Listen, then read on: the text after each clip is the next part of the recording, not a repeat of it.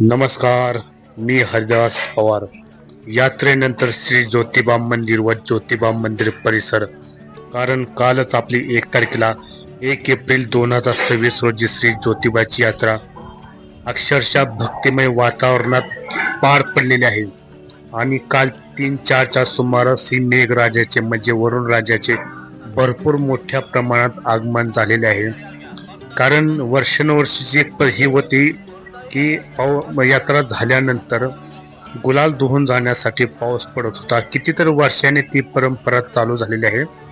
काही वर्ष ती यात्रा झाल्यानंतर पाऊस पडत नव्हता, परंतु काल असा भरपूर पाऊस पडला व यात्रेमध्ये जो भरपूर असा गुलाल होता ना मंदिरात, तो पूर्णपणे धुवून गेलेला आहे. तर आपल्याला काल काय जाणं झालं नव्हतं मंदिरामध्ये, कारण भरपूर गर्दी होती, त्याच्यामुळे मी ज्योतिबा मंदिरावर गेलो होतो. परंतु यात्रा झाल्यानंतर ज्योतिबा मंदिरमध्ये ज्योतिबा आसपासच्या परिसरात काय पोझिशन म्हणजे काय वातावरण ते बघण्यासाठी सकाळी गेलो होतो मी. तर आपण पाहू शकता माझ्या व्हिडिओच्या माध्यमातून. तर भक्तजन ते दूरवरून म्हणजे लांब लांब गावून जे प्रवासी आले होते ना भक्तजन, ते आपापल्या गावी निघून गेलेले आहेत. तिथे मोजकेच काही भक्त आहेत तिथे ज्योतिबा दर्शनासाठी आलेले. आता पाहू शकता तुम्ही, काल मुख्य यात्रेचा दिवस असल्यामुळे काल दर्शन घेणे तर अशक्य होते, परंतु आज अर्ध्या तासात तुम्हाला दर्शन डायरेक्ट मिळत होते. कारण आज भरपूर अशी गर्दी कमी झाली होती, भरपूर म्हणजे पूर्णपणे गर्दी कमी झालेली होती. पाहू शकता, हे तुम्ही पाहू शकता ना, जिथे जायचा ज्योतिबा मार्ग येतो तो, तर इथे गुलाल ना अक्षरशः फुल भरून असतो. असा पिंढरीपर्यंत काही ठिकाणी तो गुलाल लागतो. तो पूर्ण काल पावसाने हा गुलाल धुवून गेलेला आहे. तर पाहू शकता इथे दवणे वगैरे विकण्यासाठी असतात. 10 रुपयाला दावणा. हे ज्योतिबाचे आवडता दावणा म्हणून याला त्याचा मान आहे. दावण्याचा काल सुगंधी दावणा तो असतो. तर पाहू शकता भक्तजन भरपूर आलेले आहेत. काही जण गर्दीत कशाला जायचं म्हणून आज आले दर्शनासाठी. तर त्यांना अर्ध्या तासात त्यांचे दर्शन झालेले आहे. काही गर्दी नव्हती, काय नव्हते, परंतु का जरा पावसामुळे वातावरण पण जरा हे झालते.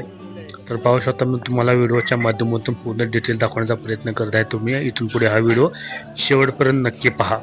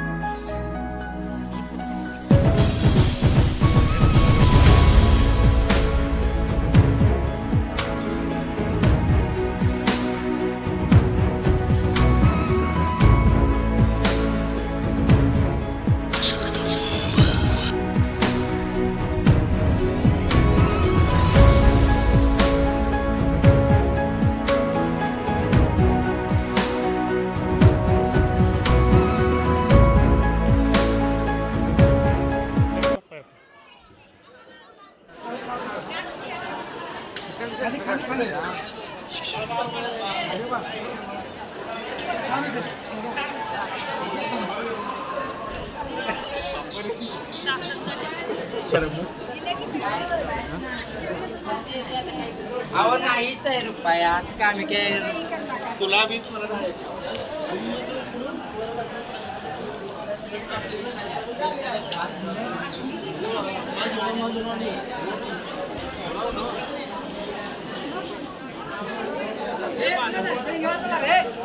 दर्शन